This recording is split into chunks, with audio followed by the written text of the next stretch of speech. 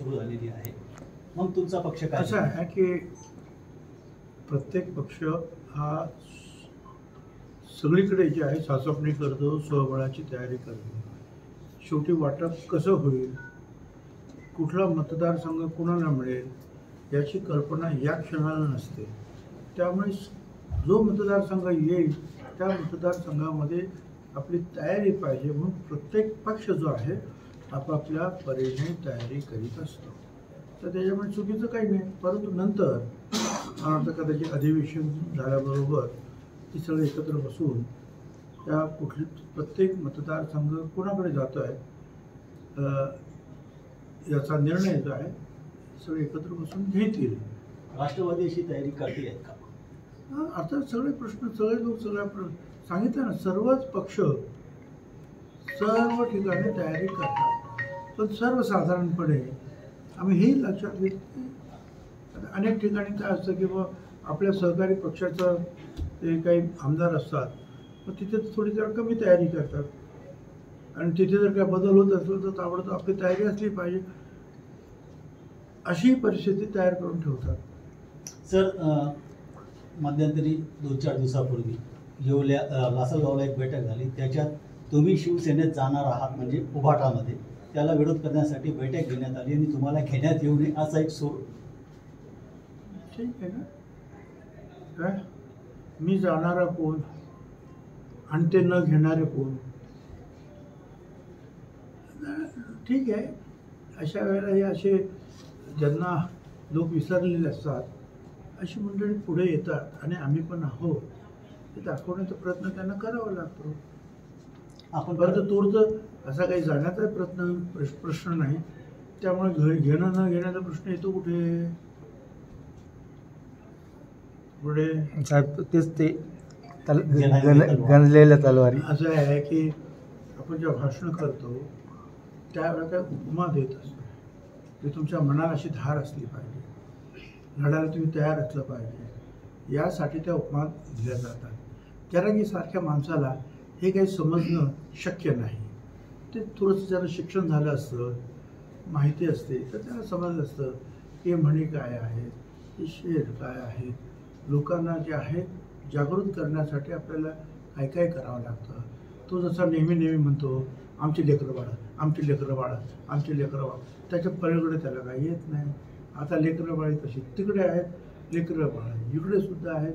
परंतु ज्या पद्धतीनं त्यांनी घरदारं जाळली, बीडमध्ये लोकांच्या जीवाला धोका पोचवला होता, अशा वेळेला आपल्या सगळ्यांनी मी म्हटलं एकत्रित होऊन, मी असंही म्हटलं, मग ते मराठा समाजाचं घर असू दे, दलित, मुसलमान किंवा ओबीसी, भटक्या विमुक्त कुणाचंही घर असेल आणि जर कोणी त्याच्यावर हल्ला करत असेल, जाळपोळ करत असेल, त्याला मारहाण करत असेल, तर सगळ्यांनी एकत्र जाऊन त्यांचं संरक्षण केलं पाहिजे.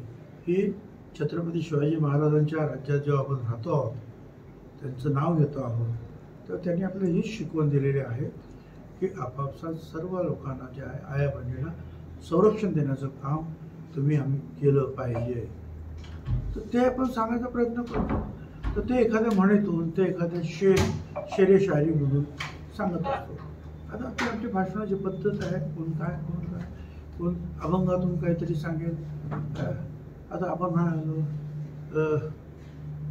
भले तरी देऊ कासेची लंगोटी, नाठाळाच्या माती हाणू काठी, म्हणजे संत तुकाराम. म्हणजे असं नाही की मी उठलून तुमच्या डोक्यात काठ्या आणायला लागलो असं होईल का?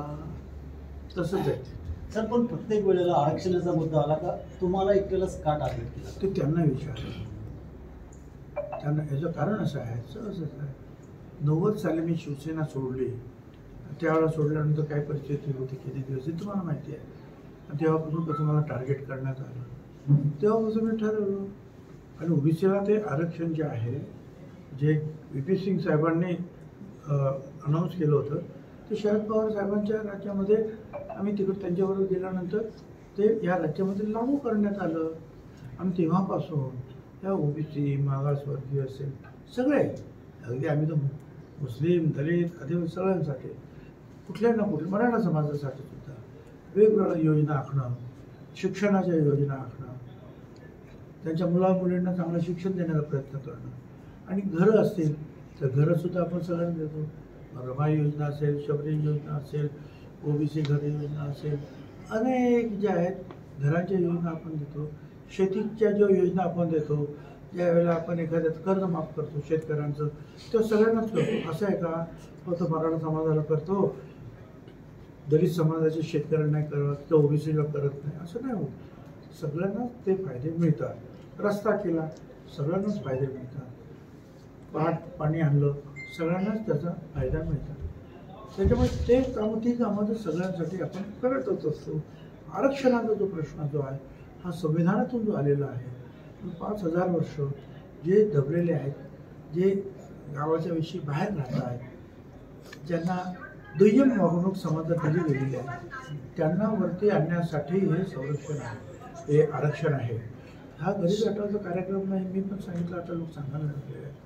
बरं, यांनी हे आरक्षण दिल्यामुळे ताबडतोब गरिबी हटली असंही होत नाही. आता आरक्षण आम्हाला कितीतरी दलितांना आहे, आदिवासींना आहे, झोपडपट्ट्यांमध्ये आणून तेच लोक विचार राहत आहेत. गरीब तशी हटत नाही. गरीबी हटवण्यासाठी वेगळे कार्यक्रम आहेत. हे आहेत समाजामध्ये थोडी प्रतिष्ठा त्यांना प्राप्त व्हावी, शिक्षणातून, नोकरीतून, या राजकारणातून सुद्धा, यासाठी हे आरक्षण दिलं जातं. तर तुम्ही म्हणजे मराठा आरक्षणच्या विरोधात नाही, तुम्ही वारंवार असं सांगतात का त्यांना वेगळं आरक्षण द्यावं, तरी तुमची प्रतिमा मलिन करण्याचा प्रयत्न का केला? हे तुम्ही मराठा आरक्षणाच्या विरोधात नाही. 3 वेळा मी सांगितलं, 3 वेळा ज्या ज्या वेळेला कायदा आला आमच्यासमोर पास होण्याचा, त्याच्यावर मी पहिला नंबरने हातवरती केलं की द्या वेगळं.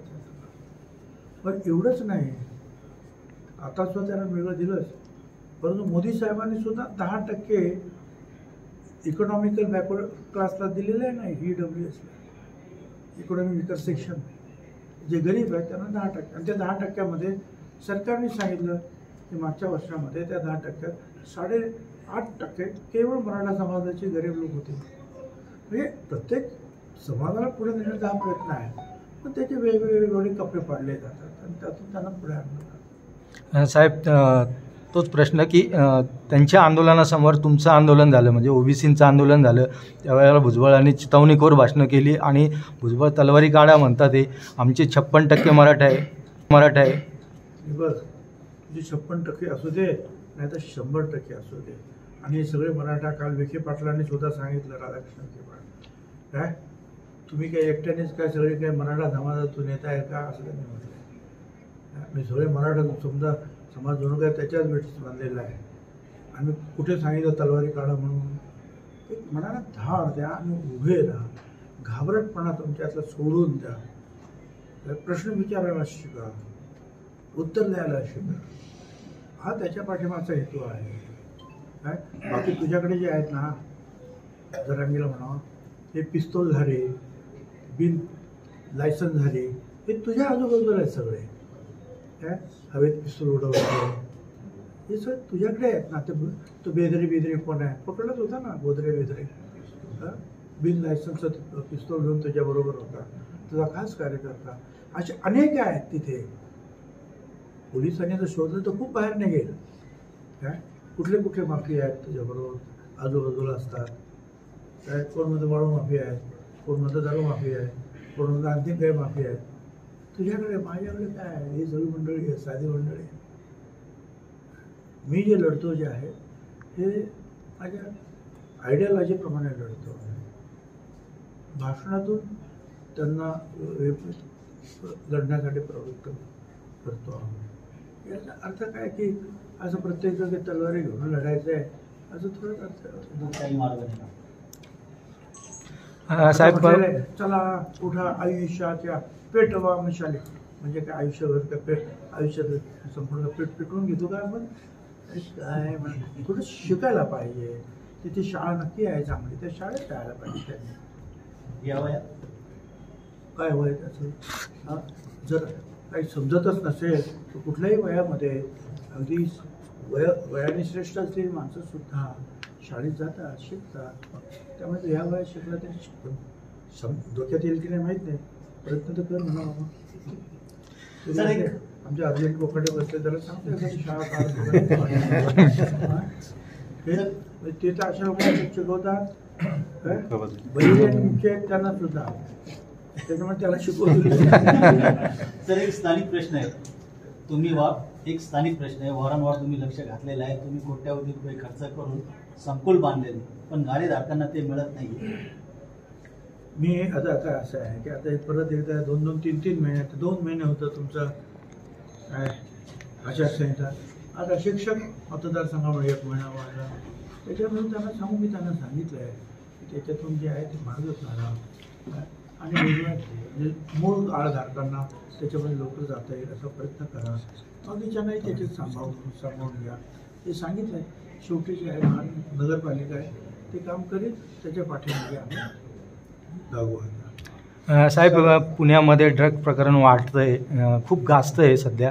आणि आता चंद्रकांत दादांनी असं विधान केलं की मी पालकमंत्री असताना माझ्या काळात असले कुठले प्रकार घडले नाही, पण आता अजितदादा पालकमंत्री आहे, तर या विधानाकडे तुम्ही कसं बघता? मग आता त्याला म्हणावं ह्या हे असं जर लावलं काय आणि कुणीतरी म्हणलं मी मुख्यमंत्री असताना घडत नव्हतं, मी होम मिनिस्टर असताना घडत नव्हतं, आता ते असं घडत आहे, तर चालेल का? हे गुन्हेगारी जे आहे ही प्रत्येकजण आपापल्या पद्धतीने निपटवण्याचा प्रयत्न करत असतो.